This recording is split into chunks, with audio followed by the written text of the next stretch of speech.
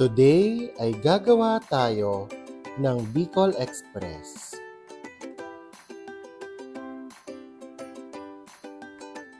Magsimula na tayo. So sa ating kawaling may mainit na mantika ay igigisa natin ang bawang,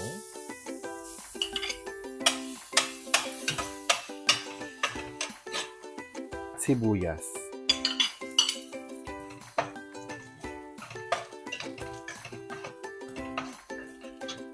ilalagay na rin natin ang ating karning baboy. Sa recipe ito ay gumamit ako ng pork liempo.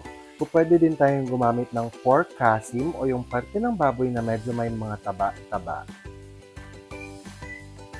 Sisizon din natin ito with salt and pepper. Isasangkutsa lang nating mabuti ang ating baboy para mawala ang lansa nito.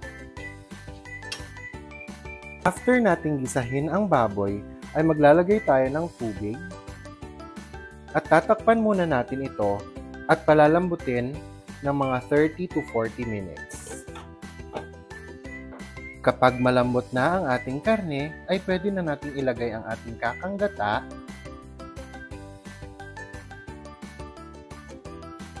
siling green at pula, at bagoong.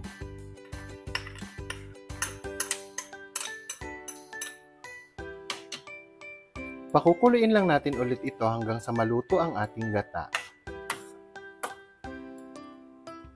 Ngayon ay ready na ang ating Bicol Express. For more cooking and baking videos, please don't forget to subscribe to my YouTube channel AJ Karel, and please don't forget to hit the like and share button and the notification bell para updated kayo lagi sa aking mga videos. Salamat!